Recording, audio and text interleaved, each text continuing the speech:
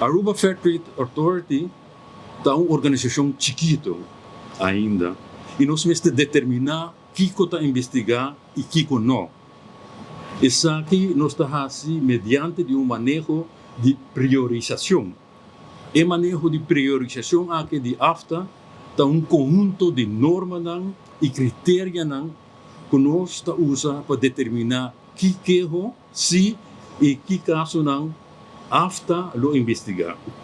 Fator importante do manejo de priorização está impacto riba bem-estar do consumidor arubano, impacto econômico, importação, importância de estratégia de caso, uso eficiente de nos recursos e o peso de prova legal do caso.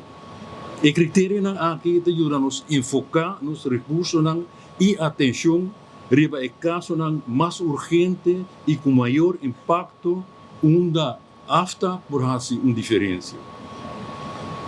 Desde o 1 de janeiro de 2024, a regra nova de competência está aplicável e aqui nós estamos enfocar especificamente riba funcionamento de mercado, de supermercado e de agente real estate.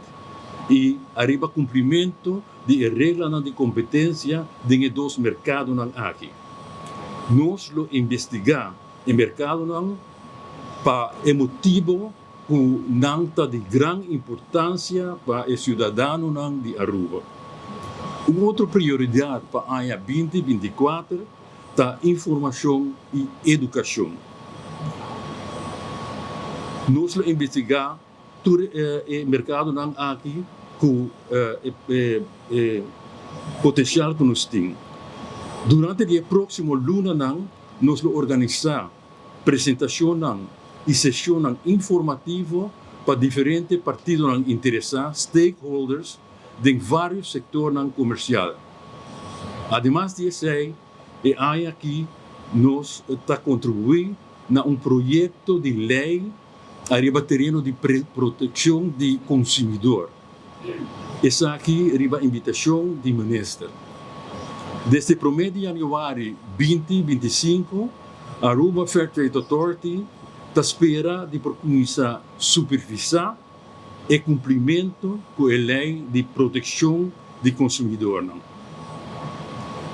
Nós não estamos ocupados, nós não estamos ocupados com a resolução de disputa entre consumidor individual e empresário, lo que sim nós arriba está hora que trata de uma comportação que potencialmente afeta o consumidor de empresário ou grupo de empresário de uma certa questão.